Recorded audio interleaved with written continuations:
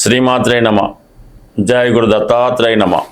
ఈ వీడియోలో మనం 2026 నూతన సంవత్సర సందర్భంగా 26వ సంవత్సర ఫలితాలు తెలుసుకునే ప్రయత్నం చేద్దాం.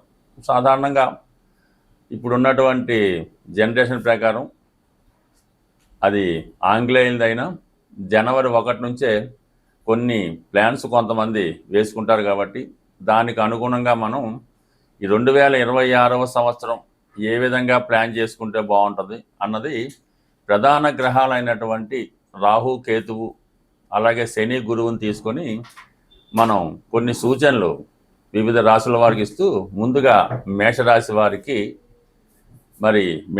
వారికి జనవరి 1వ తారీఖున మనం పరిశీలించినప్పుడు 12వ స్థానంలో శనిగ్రహం, 11వ స్థానంలో రాహుగ్రహం, 5లో కేతువు, 3లో గురుగ్రహం.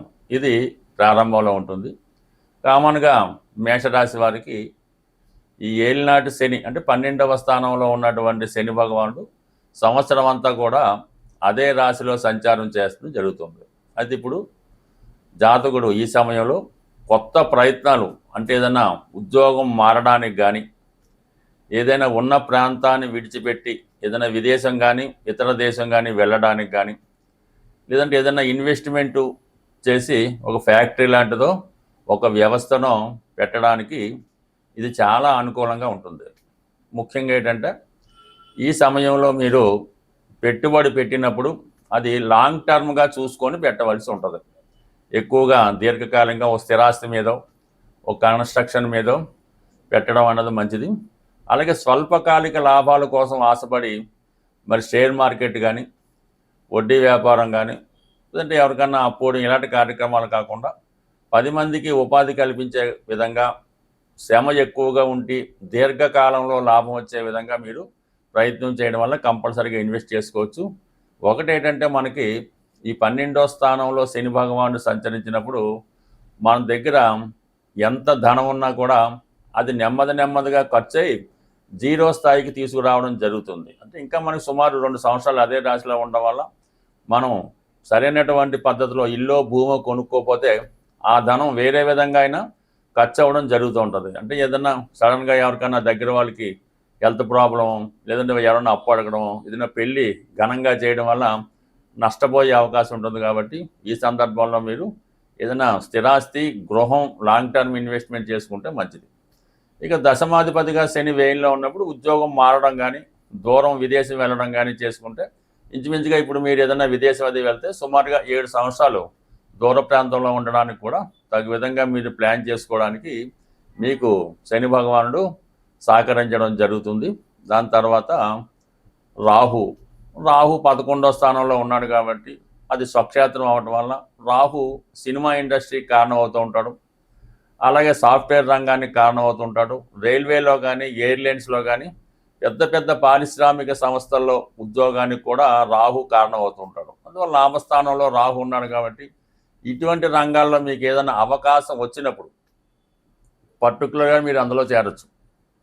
ఇప్పుడు మీరు ఏదైనా వేరే ఒక ఉద్యోగంలోనే ఎక్కడ ఉన్నారు, మీకు సినిమా డైరెక్షన్కో ఒక సినిమాలో ఏదో క్యారెక్టర్ ఎక్కడో హీరోగా అవకాశం వచ్చినప్పుడు కంపల్సరీగా మీరు అందులోకి మారవచ్చు.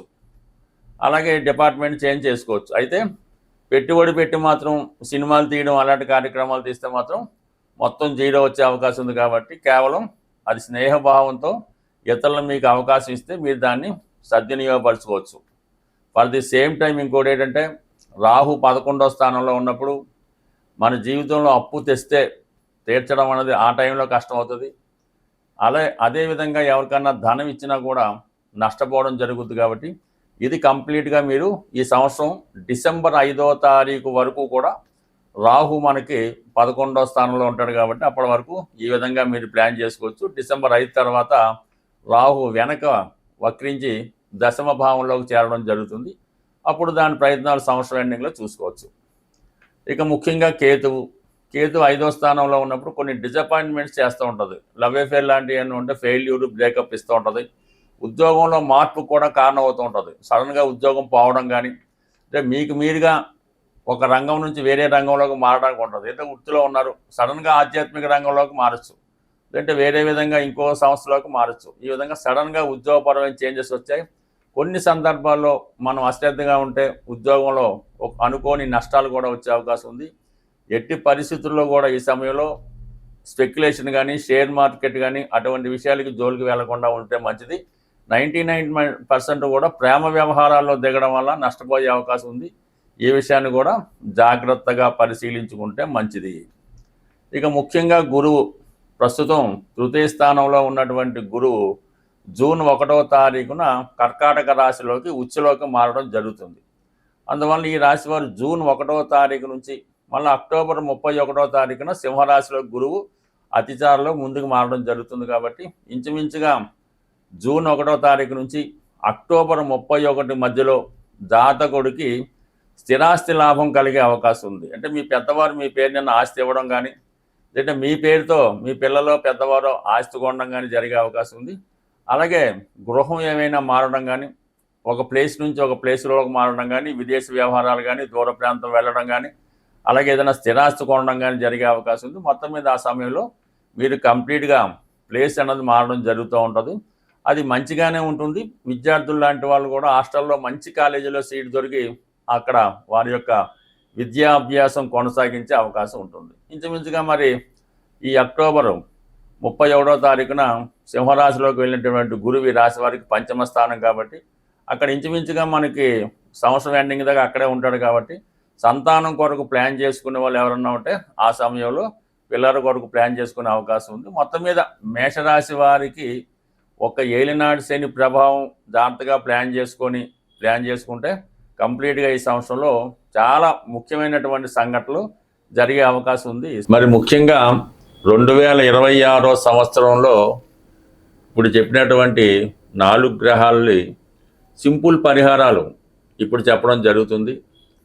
ముందుగా శని భగవానుడి యొక్క అనుగ్రహం కోసం నెంబర్ 1గా ఏంటంటే మీరు క్రమశిక్షణతో మెలగడం, ప్రతిరోజు ఉదయం ఒక అరగంట అన్న వాకింగ్ చేయడం, ప్రాణాయామం చేయడం వల్ల మీ కుటుంబంలో ఉన్నటువంటి వృద్ధుల్ని, ముసలివారిని వారికి ఏదో విధంగా సేవ చేసి వారిని అవమానపరచకుండా సమయానికి వారికి కావలసినటువంటి సదుపాయాలు, సౌకర్యాలు కల్పించడం వల్ల, వారిని ఆత్మీయంగా పలకరించడం వల్ల శని భగవానుడు మీకు సంపూర్ణంగా మంచి ఫలితం ఇవ్వడం జరుగుతుంది. ఇంట్లో అటువంటి వారు ఎవరు లేనప్పుడు ఏ అనాథ శరణాలయంలోనో ఏ ఆశ్రమంలోనో వృద్ధులు ఉంటే వారికి ఏమైనా మందులు అవసరమా, లేదంటే వాళ్ళకి ఏమైనా పని చేసి పెట్టాలా, అలాంటిది ఏమన్నా మీరు ఫిజికల్గా వారికి ఏ విధంగా సహాయపడినా వారికి సేవ చేసిన మీ యొక్క శని భగవానుడు సహకరిస్తాడు.